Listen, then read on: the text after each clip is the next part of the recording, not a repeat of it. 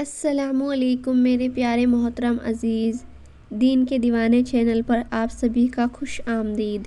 پیارے محترم عزیز، آج کی اس ویڈیو میں ہم آپ کو بتائیں گے یہودیوں کا پورا اتہاس کہ یہودی کون ہیں اور ان کا مقصد کیا ہے، اور یہودی مذہب کیسے شروع ہوا، یہودی مذہب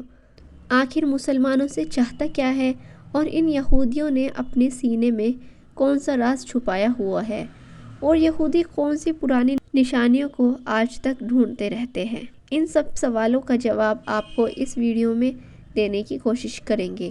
اس لیے آپ سبھی سے ریکویسٹ ہے کہ آپ اس ویڈیو کو لائک کریں یا نہ کریں، لیکن آپ اس ویڈیو کو آخر تک ضرور دیکھیں، کیونکہ اگر ہم کسی بھی واقعے کو ادھورا چھوڑ دیتے ہیں تو اس سے ہمیں پوری نالج نہیں مل پاتی، اور یہ اسلامک نالج ہے، تو آپ زیادہ سے زیادہ ویڈیو کو شیئر کریں اور ویڈیو کو آخر تک ضرور دیکھیں، اور زیادہ سے زیادہ اپنے اسلام کے بارے میں جاننے کی کوشش کریں۔ پیارے محترم عزیز، یہودی ایک ایسی بری قوم ہے کہ جنہوں نے ہزاروں سال پہلے اپنی زندگی اللہ تعالیٰ کی نافرمانی میں گزاری ہے۔ حضرت یعقوب علیہ السلام کے زمانے سے بنی اسرائیل نامی اس قوم کی شروعات ہوئی، اور اس یہودی قوم کی ہمیشہ سے ہی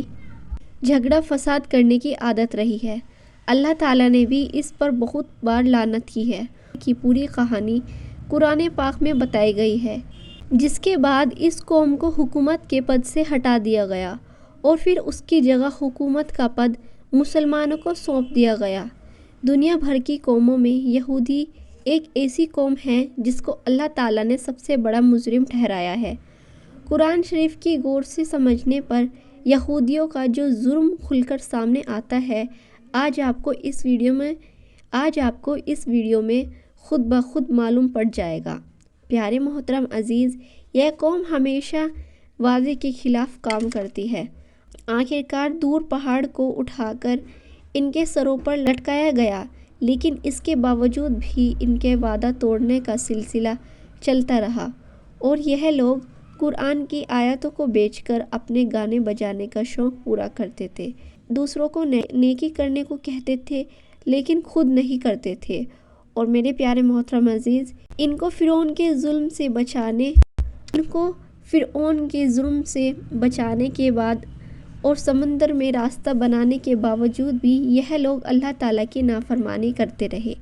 اور جب موسیٰ علیہ السلام طور پہاڑ پر جا کر اللہ تعالیٰ سے بات چیت کرتے تو اس بیچ اس قوم کے لوگ بچڑے کی پوجا کرتے تھے، بچڑے کی پوجا کرنے میں لگ جاتے تھے۔ ان کی اس حرکت کو دیکھ کر اللہ تبارک و تعالیٰ نے موسیٰ علیہ السلام کے ذریعے حکم دیا کہ گائے کو ذبح کر دو۔ یہ سن کر لوگ حیران ہو گئے، اور ان لوگوں نے موسیٰ علیہ السلام سے کہا کہ آپ جائیے اور اللہ تعالیٰ کا صحیح حکم لے کر آئیے۔ اس طرح ان لوگوں نے 5 بار موسیٰ علیہ السلام کو دور پہاڑ پر بھیجا، صرف اس لیے کیونکہ وہ لوگ گائے کو ذبح کرنے سے بچانا چاہتے تھے، اور وہ لوگ کھلے عام کہتے تھے کہ وہ اپنی آنکھوں سے دیکھے بغیر اللہ پر ایمان نہیں لائیں گے۔ خیر، پیارے محترم عزیز، اللہ تعالیٰ نے انہیں بغیر محنت کیے آسمان سے کھانا بھجوانا شروع کیا، تو ان لوگوں نے ضد کر کے اس کو بند کروایا، اور انہوں نے حضرت موسیٰ علیہ السلام سے کہا کہ ان کے لیے کھانے پینے کا انتظام جیسے کہ اناج، سبزیاں، پھل وغیرہ زمین میں ہی اگا دیا جائے، جبکہ پیارے محترم عزیز، جبکہ ریگستان کی دھوپ سے بچنے کے لیے بھی اللہ تعالیٰ کی طرف سے ان پر بادلوں کا سایہ کیا گیا، لیکن اتنا سب کچھ ملنے کے باوجود بھی یہ لوگ اللہ تعالیٰ کے سامنے نہیں جھکے۔ پھر اللہ تعالیٰ نے انہیں بستی میں داخل ہوتے وقت معافی مانگنے کا حکم دیا، حالانکہ اس حکم کو ماننے میں کسی طرح کی کوئی پریشانی نہیں تھی، لیکن پتہ نہیں اس قوم نے کیا اللہ تبارک و تعالیٰ کا حکم نہیں مانا، جبکہ اللہ تعالیٰ نے اپنی رحمت سے اس بستی میں 12 قبیلوں کے لیے الگ الگ 12 پانی کے چشمے پیدا کیے، تاکہ ان لوگوں کے بیچ پانی کو لے کر کبھی جھگڑا نہ ہو۔ مگر اس احسان کے باوجود بھی وہ لوگ اللہ تعالیٰ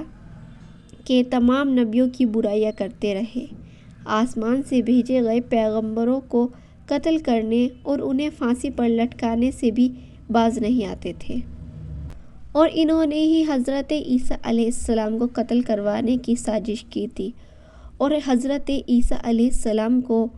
لٹکوانے کا پلان بھی انہی لوگوں نے بنایا تھا۔ لیکن اللہ تعالیٰ نے حضرت عیسیٰ علیہ السلام کو آسمان کی طرف اٹھا لیا تھا، اور ان یہودیوں نے عیسیٰ علیہ السلام سمجھ کر انہی کے جیسے ایک ہم شکل کو سولی پر چڑھا دیا تھا۔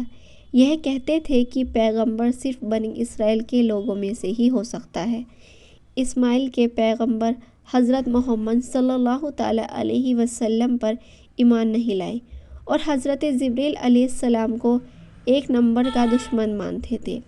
اس لیے کیونکہ حضرت جبریل علیہ السلام وحی کے ذریعے ان لوگوں کی پلاننگ کی خبر اللہ تعالیٰ کے نبیوں کو دے دیتے تھے، اور یہودی یہ تک کہتے تھے کہ حضرت جبریل علیہ السلام نے نبوت کے لیے کسی غلط انسان کو چنا ہے، معاذ اللہ۔ اور پیارے محترم عزیز، اگر نبی صلی اللہ تعالیٰ علیہ وسلم کی مجلس میں ان کے کسی آدمی کے منہ سے سچی بات نکل جاتی تھی تو وہ بعد میں انہیں برا بھلا کہتے تھے، اور بڑے دعوے سے اس قوم کے اور جہنم کی آگ ان کو کبھی نہیں چھوئے گی۔ حالانکہ اس یہودی قوم کے آپس کے جھگڑے بھی بہت سخت ہوا کرتے تھے، اور یہ آپس میں مار کاٹ بھی کرتے تھے، اور قبیلوں میں جا کر قبیلوں کے لوگوں کو بستیوں سے نکال دیا کرتے تھے، جیسا کہ آج فلسطین کے ساتھ کر رہے ہیں۔ محمد مصطفیٰ صلی اللہ تعالیٰ علیہ وسلم کے آنے سے پہلے یہ لوگ ایک نبی کے آنے کی بات کیا کرتے تھے، اور مدینہ والوں سے کہا کرتے تھے کہ اس نبی کو آنے دو، ہم تم سے نبٹ لیں گے۔ لیکن نبی کریم صلی اللہ تعالیٰ علیہ وسلم وہی یہودی رسول پاک صلی اللہ تعالیٰ علیہ وسلم کے برے دشمنوں میں سے ایک ہو گئے، اور تو اور یہ لوگ جادو بھی سیکھتے تھے اور سکھاتے تھے، اور اسی جادو سے میاں بیوی کے بیچ جھگڑے فساد کروا دیتے تھے، اور اس جادو کو حضرت سلیمان علیہ السلام سے بھی جوڑ دیتے تھے۔ حالانکہ قرآن پاک میں موجود ہے کہ حضرت سلیمان علیہ السلام کا دور دور تک جادو سے کوئی مطلب نہیں ہے، کوئی تعلق نہیں ہے۔ نبی کریم صلی اللہ تعالیٰ علیہ وسلم پر بھی ان یہودیوں نے ایک بار جادو کیا تھا، اور اس کے علاوہ ایک بار حضور کریم صلی اللہ تعالیٰ علیہ وسلم کو چٹانوں کے ذریعے یہ زخمی بھی کرنے کی کوشش کی تھی، اور یہ لوگ حضرت سلیمان علیہ السلام کو نبی نہیں بلکہ بادشاہ مانتے تھے۔ استغفر اللہ۔ پیارے محترم عزیز، ایک دور ایسا تھا کہ اللہ تعالیٰ کی نظروں میں یہ سب سے اچھی قوم تھی، اور اللہ تعالیٰ ان سے بہت محبت کرتے تھے، پر ان کی حرکتوں کی وجہ سے اللہ تعالیٰ کی نظروں سے یہ لوگ گر گئے اور بالکل الگ ہو گئے۔ اور کیونکہ یہ قرآن شریف کو نہیں پڑھتے اور نہیں مانتے، تو ان کا کہنا یہ ہے کہ اللہ تعالیٰ کی نظروں میں آج بھی ہم سب سے نیک اور سب سے افضل قوم ہیں۔ اور پیارے محترم عزیز، اللہ تعالیٰ نے اس قوم کو بہت سارے انعام سے نوازا ہے، اور ان میں سے ایک انعام تابوت سکینہ بھی ہے۔ ہم تابوت سکینہ پر پوری ویڈیو بنائیں گے اور اپنے اسی چینل دین کے دیوانے پر اپلوڈ کریں گے۔ پیارے محترم عزیز، ایسے ہی سچے واقعے دیکھنے کے لیے کمنٹ باکس میں اللہ اکبر ضرور لکھیں۔ آمین۔ السلام علیکم۔